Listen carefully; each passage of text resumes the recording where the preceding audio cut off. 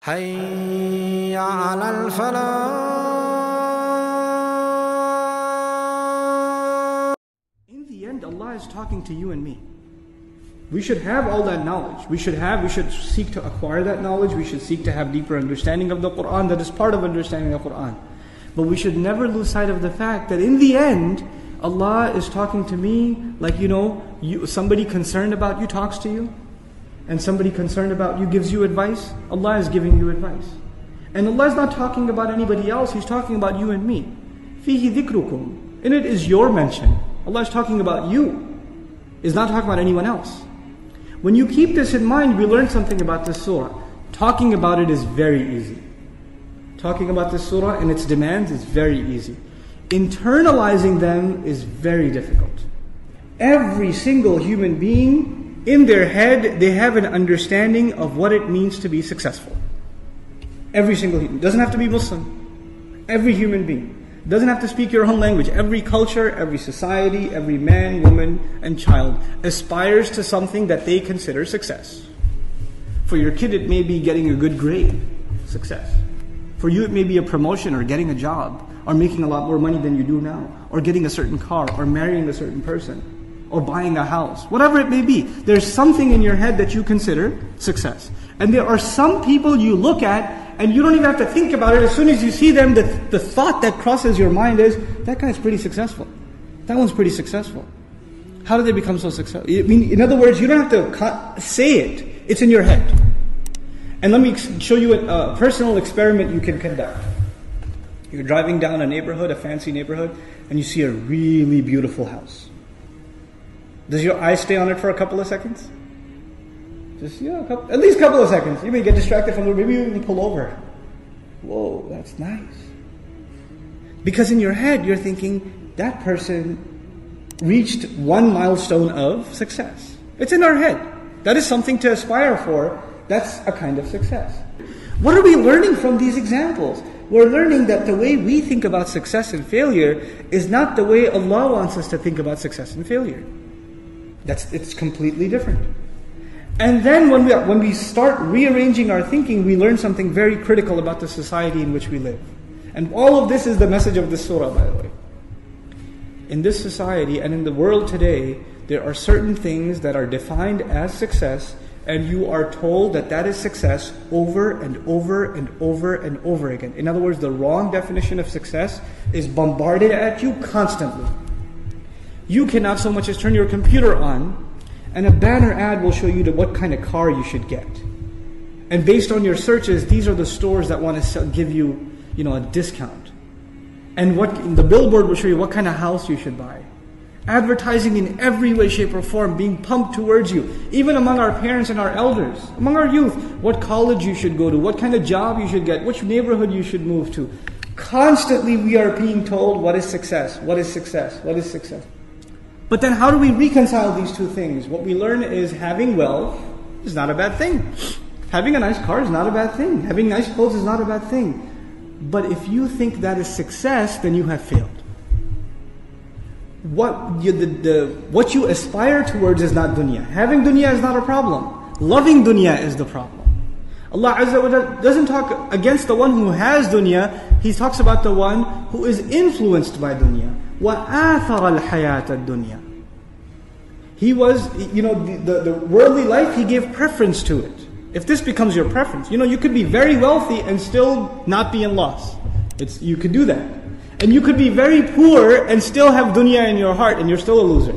You're still in loss.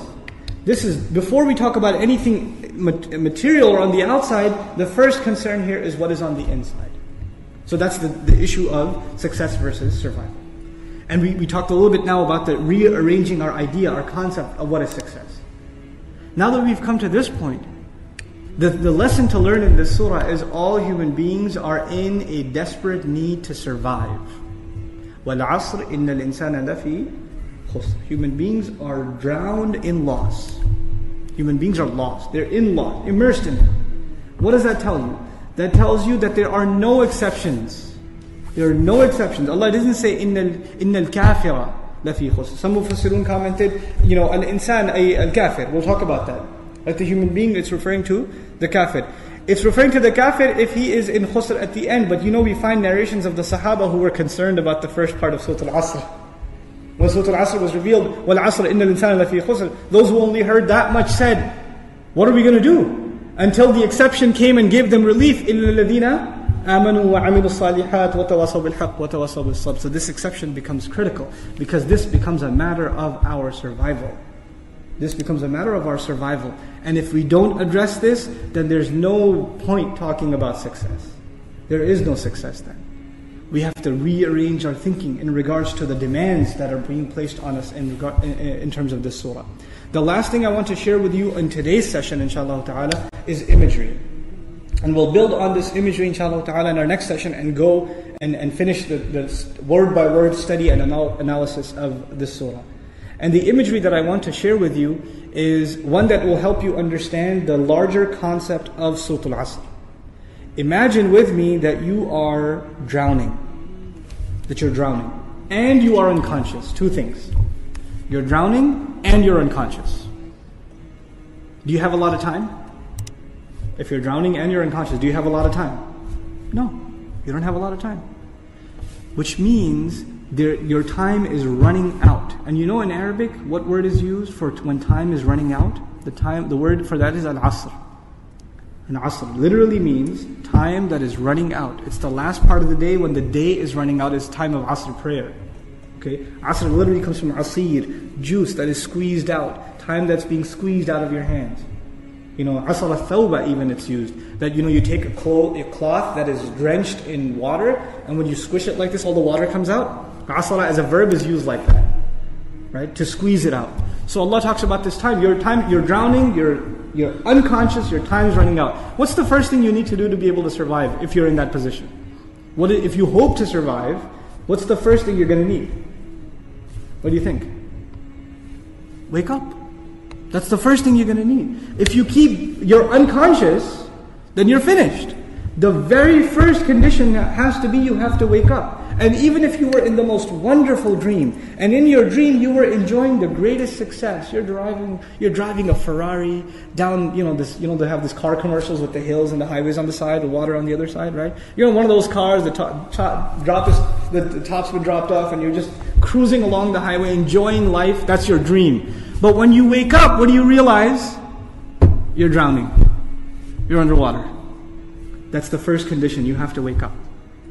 Once you do wake up, you say, oh man, this is a nasty reality and I was enjoying such a good dream. I should go back to sleep. If you do that, what kind of person would you be? Insane. You'd be insane. Or someone at least who has no courage to accept reality. Because they found reality to be very difficult, they decided they're going to put themselves back to sleep even though they woke up. Does this person, if he drowned, can he blame anybody else? The one who woke up and went back to sleep? You think? Someone who never woke up, maybe, right? But the one who woke up said, this is not good. And they went back to sleep. They have no one to blame but who? Themselves. They have no one to blame but themselves. Now, let's imagine that they did wake up. What do you have to do next? Oh, it's pretty bad, I'm drowning. Even if you don't know how to swim, will you not use every muscle in your body to make certain kinds of motions to go towards the surface? Wouldn't you do that? And you will make certain kinds of motions that make you go further down, and certain kinds of motions that will make you go up. And once you discover which ones help you go up, you will only do those, right? You will do those. In other words, the first thing was you have to wake up. The second was you have to swim. You have to do something to try to get to the surface. When you got to the surface, you gasped for air and you got pulled back down. You got pulled back down. And you know who you got pulled back down? You won't believe this. There's a chain around your foot, and your relative, your cousin, is sleeping, and he dragged you down. And now you're drowning because of your sleeping cousin. What do you have to do now? You got to wake him up. And you're not even waking him up because you want to save him. Who are you waking him up for? Maybe you want to save him. Maybe you don't even like your cousin. I don't know, right? But what's the point? The point is you're trying to wake him up, because if you don't wake him up, who's also going to drown? You yourself. So you wake him up, and he says, man, I was driving a Ferrari, you woke me up for no reason. I'm going back to sleep. Forget you. Can you just say, okay, well, I didn't like you anyway, suit yourself? Can't do that. If he goes to sleep again, what are you going to do? No, man, wake up, let's go. We can't give up. You can't not accept reality. And you have to keep trying to wake him up until he finally says, okay, fine, what do we do? He says, you say to him, let's swim together. Both of you come up together. The third time, you both get pulled down by your grandmother, by your aunt, by your neighbor, by your son, by your daughter. Does the process continue? The process continue? There's a 4-part process to this people surviving. The first was they had to wake up themselves. Then they had to try to swim. Then they had to tell other people that they're tired to, this is the truth. Let's go.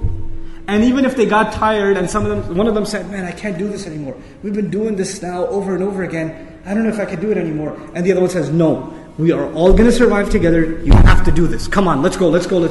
Keep going. You ever seen those kinds of movies where they're trying to escape from some army and one of them gets tired and says, I can't run anymore. And what do the others do? Come on, let's go. We can do this, And they get him to run anyway, even though he thinks he can't run anymore.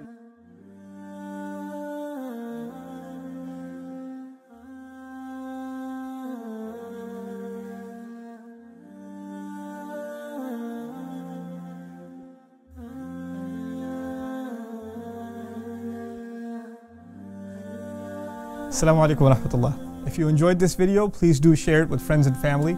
If you want to see more videos from this series, click on the box at the top. If you want to see other videos, click on the box at the bottom. And don't forget to hit the subscribe button. Thanks.